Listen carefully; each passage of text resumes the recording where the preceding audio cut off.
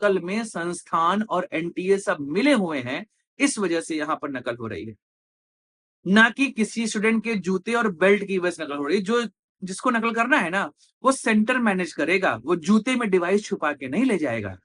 और paper out होना होता है ना, तो वहीं से आउट हो जाता है जहां पर पेपर प्रिंट हो रहा है या जहां पर संस्थान के पास पेपर पहुंचाए जा रहे हैं।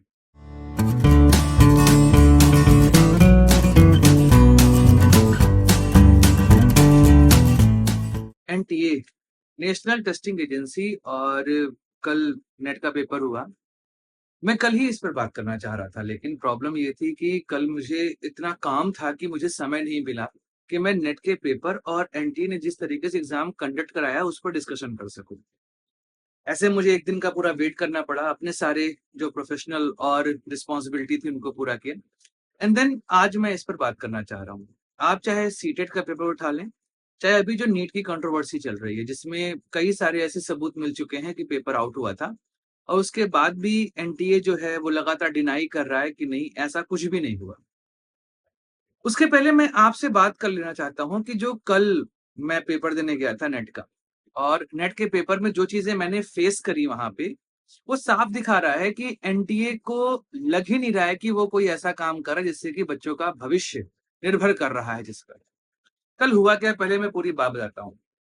मैं एक्चुअली कई बार हो रहा था कि लोगों ने कहा कि भाई एनटीए की इस समय की सिचुएशन बड़ी खराब चल रही, तो मैं सोचा चलो मैं खुद ही एक बार ट्राई कर लेता हूँ पेपर देके। तो मैंने नेट का पेपर भरा, और मॉर्निंग का शिफ्ट था मेरा नेट का।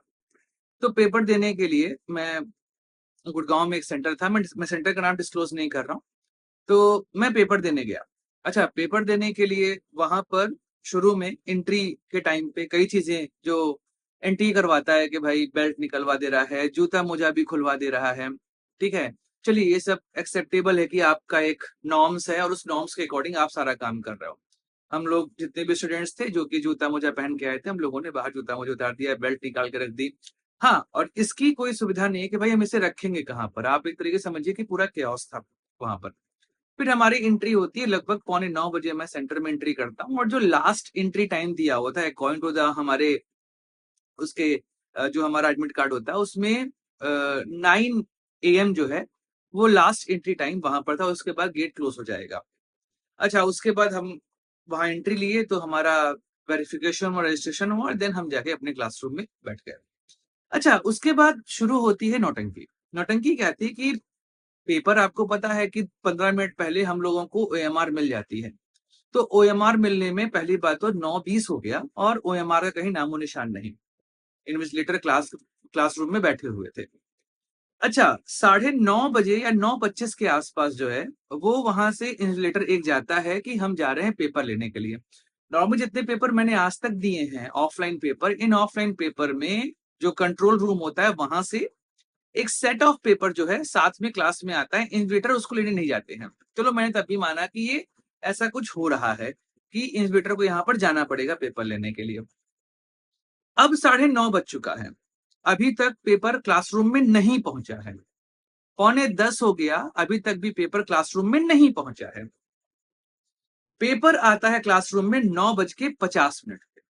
अच्छा, फिर वही नौटंकी, हमारे सामने पेज फाड़ने की बात, मतलब जो उनका वो बुकलेट का पूरा होता है ना, क्या बंडल, उस बंडल को वहीं पे काटा गया। अच्छा, काटने के बाद कहा देखिए पेपर यहाँ पे कटा हुआ है, ये सब जो नौटंकियां होती है वो नौटंकियां वहां पर हुई। अच्छा, आप देख रहे हैं 20 मिनट एक्स्ट्रा हो चुका है, तो हम लोग बार बार कह रहे हैं कि भाई ये जो आप 20 मिनट यहाँ पर हमारा खराब कर रहे हो, इसको आगे कंपनसेट कैसे करोगे। तो उन्होंने कहा कि हम एक्स्ट्रा टाइम देंगे। अभी उस पर मैं आता हूँ, एक्स्ट्रा टाइम पे, एक्स्ट्रा टाइम पे यहाँ पे हम बात करेंगे।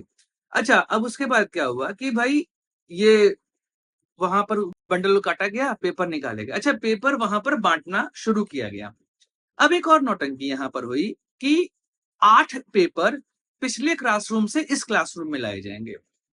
मतलब शुरुआत के 8 बच्चों को वो पेपर नहीं मिलेगा जो हमारे सामने ओपन किया गया। तो ऐसे में वहां पर 8 बच्चों को छोड़कर जो शीट है हमारी क्वेश्चन पेपर की वो दी जाने लगी। इस बात का ध्यान नहीं रखा गया, तो क्या हुआ, हम लोग को डिस्ट्रीब्यूट करने के बाद फिर कहा गया कि नहीं नहीं नहीं, आप लोग यहाँ पर ओएमआर फिल मत करिए। अच्छा, कई सारे बच्चों ने, भाई नॉर्मली होता है कि हमारे पास पेपर आएगा तो हम वहां से ओएमआर शीट निकालेंगे और ओएमआर शीट में अपना रोल नंबर और बाकी चीजें फिल करना शुरू कर देंगे। अच्छा, अब यहाँ पर क्या हुआ कि कुछ बच्चों ने ओएमआर में 1-2 वहां पर डिजिट जो है वो फिल कर दिया था। हम लोगों से ओएमआर हमारी वापस ले ली गई और हमें नई ओएमआर मिली। अच्छा, वो ओएमआर क्या थी कि भाई जो 8 बच्चे स्टार्टिंग के थे, उनके पास नई वहां से पिछली क्लास से क्वेश्चन पेपर आया और उसके बाद क्या हुआ कि बाकी जो क्वेश्चन पेपर है वो 8 से वापस वहां पर क्या कर दिए गए, पीछे भेज दिए गए। तो मेरे पास जो मुझे ओएमआर मिला था वो मुझसे छीन लिया गया और उसकी जगह पे पीछे से किसी बच्चे का ओएमआर लाके मुझे दिया गया। अब बाय डिफॉल्ट आप नोटिस करेंगे कि रोल नंबर कुछ ऐसे मान लीजिए था कि 23010 अल्फा बीटा गामा जो भी वहां दिया हो। ये बाय डिफॉल्ट है कि उस बच्ची ने जिसने भी उस वहां पर उसको क्वेश्चन पेपर मिला था जो मुझे लाके दिया गया, लास्ट 3 डिजिट हमारी थोड़ी सी अलग थी। स्टार्टिंग के हमारे डिजिट यहाँ पर कॉमन थे और उसने केवल उन कॉमन डिजिट को ही सर्किल किया हुआ था। कई सारे बच्चों के पास वैसी ओएमआर पहुंची है जहां पर सर्किल हो चुका था। उन्हों उस सारी ओएमआर को इन्होंने कैसे ठीक करवाया है ये मुझे आइडिया नहीं है। व्हाइटनर लगाया, क्या लगाया, मुझे आइडिया नहीं है। मेरे पास जो ओएमआर आई थी उस पर रोल नंबर लिखा हुआ था और वहां पर फिलिंग 3 चीजों की बची हुई थी जो लास्ट के 3 डिजिट थे। मैंने किसी तरीके से जो हमारा वहां पर ब्लॉक होता है वहां पे नंबर अपने रोल नंबर के अकॉर्डिंग मैनेज किया, ओवरराइट करके किसी तरीके से, और सर्किल नहीं हुआ था लास्ट 3 डिजिट में। दैट्स वाई मेरे ओएमआर में कोई व्हाइटनर का यूज नहीं किया गया। अब आप ये इमेजिन करिए, मैंने यहां तक कि क्लासरूम में ये बोला कि भाई जिंदगी में पहली बार पेपर करवा रहे हो क्या तुम लोग। दूसरी चीज, 9:50 पे पेपर हम लोग को क्वेश्चन पेपर दिया गया है। तो नॉर्मली आपको 5 से 7 मिनट पहले पेपर मिलता है। तो ऐसे में आप एक तरीके से समझिए कि पेपर हमको 1 बजे वापस करना था इनको। और यहां पर हमसे वही जब 12:45 हुआ है, पेपर छीनना झपटी कि हम तो एक्स्ट्रा टाइम दे दिए, ये सब वहां पे नौटंकी पूरी की गई है। अब मेरा सवाल ये है कि ये 20 मिनट का डिले हुआ क्यों। पहली बात तो ये, क्या फिर वहीं पर हमें सुनने को मिलेगा जैसा कि नीट में हुआ कि ग्रेस जो नंबर है वो दिया जाएगा। अब ग्रेस नंबर यहां पर आएगा तो सेम नौटंकी वहां पे चालू होगी और आप देखेंगे एनटीए ही इस एग्जाम को भी कंडक्ट करा रहा है। क्या गारंटी है कि जो ये 20 मिनट डिले हुआ है इसमें पेपर नहीं आउट हुआ है। कौन गारंटी लेगा, क्योंकि मैं ये बातें सुने सुने नहीं बोल रहा हूं, इसीलिए मैंने यहां पर एग्जाम भरा था कि एनटीए आखिर काम कैसे कर रहा है। ये सब चीजें वहां पर हुई हैं। अब आप इमेजिन करिए कि नीट में क्या हुआ है। नीट में इतने सारे सबूत आ चुके हैं कि पेपर आउट हुआ है, उसके बाद भी एनटीए इस बात को मानने को तैयार नहीं है कि नहीं ऐसा कुछ भी नहीं। यहां तक कि एजुकेशन मिनिस्ट्री भी इस बात को मानने के लिए तैयार नहीं है। अब समस्या ये आ रही है कि भाई जो बच्चे लगातार तैयारी कर रहे हैं, मान लीजिए मेरा कोई कंसर्न नहीं है क्योंकि मैं बस इस पूरे इवेंट को देखना चाहता था कि एनटीए एग्जाम करवा कैसे रहा है।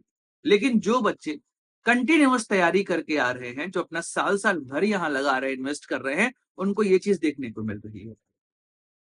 क्योंकि इसकी गारंटी आप नहीं ले सकते हैं कि पेपर आउट हुआ है कि नहीं आउट हुआ है। अव्यवस्था का आलम तो चरम सीमा पर था।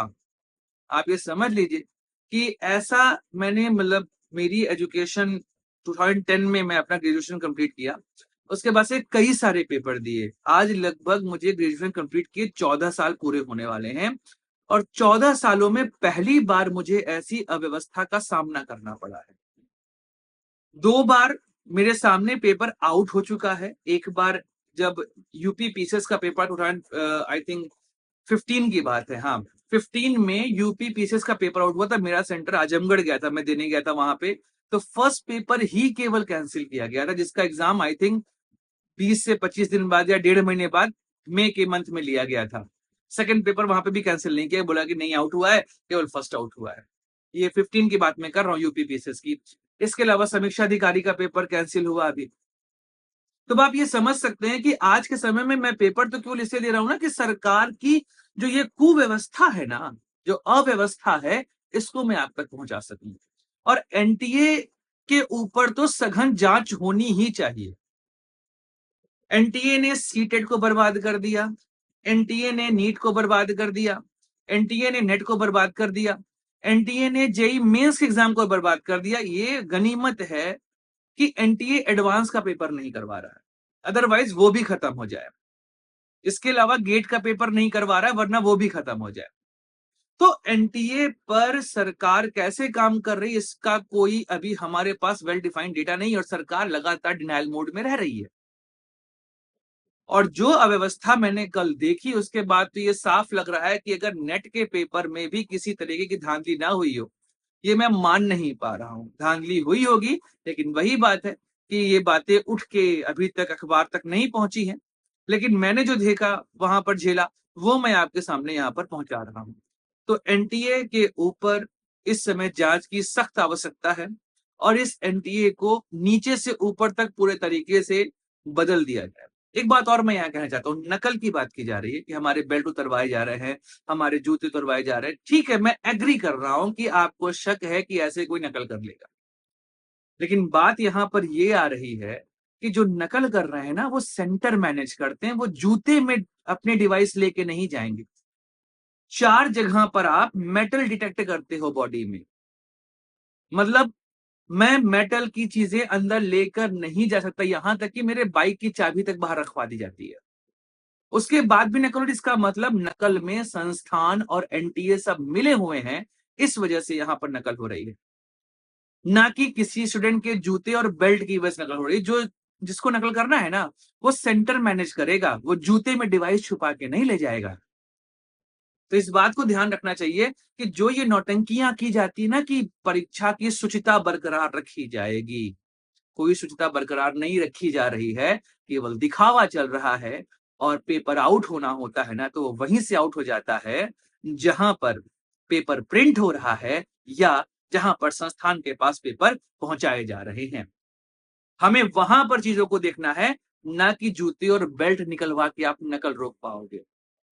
ये मेरा एक्सपीरियंस था, जो मैं दोस्तों आपके साथ शेयर किया है। इस वीडियो को आप लोग सबके पास भेजिए, और जितना स्टूडेंट जागरूक होगा, जितनी हम अपनी बातें रखेंगे, उसके बाद ही हम सही तरीके से इन प्रॉब्लम को सॉल्व कर पाएंगे। अन्यथा जो इस समय पूरा माहौल मचा हुआ है और शिक्षा का सत्यानाश किया जा रहा है, इस पर कोई कार्रवाई नहीं होने वाली है। मिलेंगे अगले वीडियो में, बात करेंगे किसी और ज्वलंत मुद्दे की। इजाजत दो सुधांशु को। जय हिंद, वंदे मातरम, भारत माता की जय।